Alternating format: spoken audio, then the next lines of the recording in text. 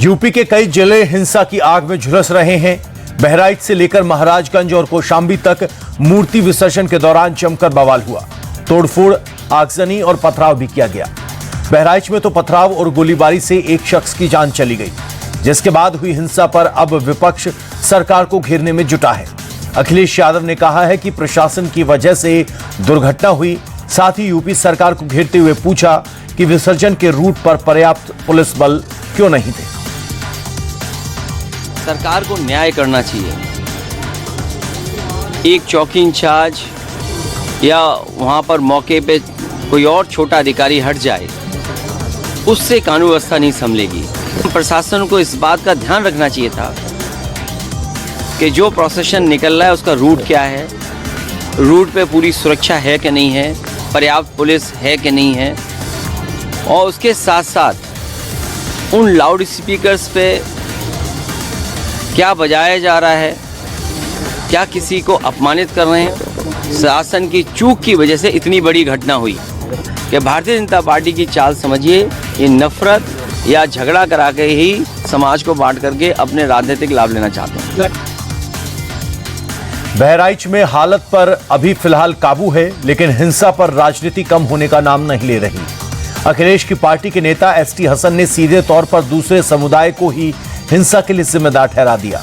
उनका कहना है कि मुसलमानों को मस्जिद के बाहर लाउडस्पीकर पर गाने बजाकर भड़काया जा रहा है। किसी भी समुदाय को किसी दूसरे समुदाय को इरिटेट नहीं करना चाहिए, और किसी भी समुदाय को कि दूसरे समुदाय के ऊपर पथराव नहीं करना चाहिए।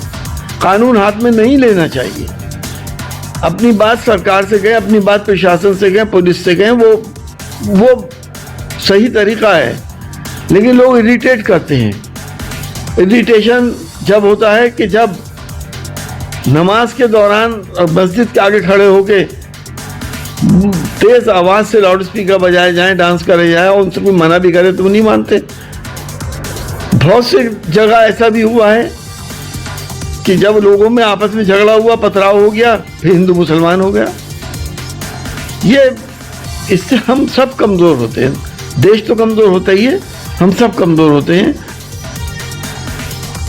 समाजवादी पार्टी के नेता और फैजाबाद के सांसद अवधेश प्रसाद ने भी बहराइच में बवाल को लेकर सवाल उठाए। साथ ही शासन और प्रशासन को घेरते हुए अवधेश प्रसाद ने कहा कि घटना के लिए जिम्मेदार लोगों के खिलाफ सख्त एक्शन होना चाहिए। दर्दनाक भी बहुत दर्दनाक है और बहुत ही हृदय विदारक घटना है। और जहाँ तक ये कि पुलिस का अगर पहले से ठीक से इंतजाम किया होता या उस पर ध्यान दिया होता तो घटना न होती। ये सारे विषय तो बात के हैं, जांच के विषय हैं। कौन दोषी है, कितना दोषी है, जिम्मेदारी किसकी है। बहराइच में हुई हिंसा को लेकर विपक्ष सत्ता पक्ष को घेरने में जुटा हुआ है।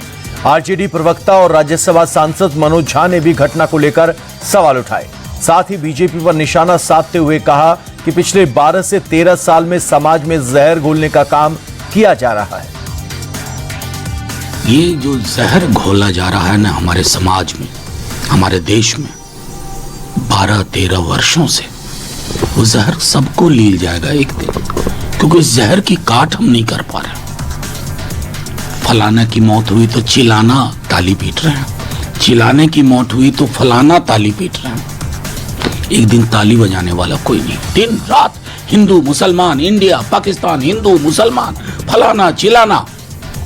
सब जब जहर घुलता है ना, नथुने सबके प्रभावित होते हैं, फेफड़ा सबका जलता है। जब तक ये बात समझेंगे, सामूहिक काट निकालेंगे, शायद बहुत देर हो जाएगी।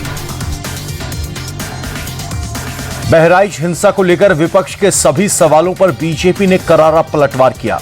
सुधांशु त्रिवेदी ने कहा कि पिछले 4 महीने में ऐसी घटनाओं में इजाफा हुआ है। साथ ही उन्होंने इसको भारत को कमजोर करने की साजिश करार दिया। किसकी ताकत बढ़ गई है जो पिछले कुछ समय से इस ढंग की घटनाएं देश में बढ़ गई हैं। ये मैं देश के विचार के लिए सोचता हूं। जो लोग कहते थे ना कि पिछले कुछ महीने से कुछ ताकत बढ़ गई है, कुछ शक्तियों की, ये कौन सी शक्तियां थी जिनकी ताकत बढ़ी है? ये कौन सी शक्तियां हैं जो भारत को कमजोर करना चाहती हैं? आर्थिक आधार पर भी, सामाजिक आधार पर भी, सांस्कृतिक आधार पर भी। ये सब कहीं ना कहीं उन्हीं शक्तियों के टूल बने हुए हैं कि पिछले 4 महीने में ऐसी घटनाएं क्यों रही। कहीं कोई ईमेल आ जाता है कि ऐसा कुछ होने वाला है, कहीं पर रेल की पटरियों के ऊपर कुछ हो रहा है, कहीं पथराव हो रहा है। इनको अलग अलग घटनाओं के रूप में मत देखिए, इन्हें समेकित रूप में, इंटीग्रेटेड फॉर्म में देखिए, तो भारत के खिलाफ होने वाले षड्यंत्र को आप बेहतर समझ सकेंगे। बहराइच में हुए हिंसा और बवाल पर सीएम योगी पल पल की रिपोर्ट ले रहे हैं। घटना को लेकर यूपी के डिप्टी सीएम ब्रजेश पाठक ने कहा है कि कानून से किसी को भी खिलवाड़ करने की इजाजत नहीं है। साथ ही उन्होंने कहा कि दोषी कोई भी हो, बख्शा नहीं जाएगा। कानून से किसी को भी खिलवाड़ करने की इजाज़त नहीं है। जो भी दोषी होगा, जांच चल रही है, कड़ी कार्रवाई होगी।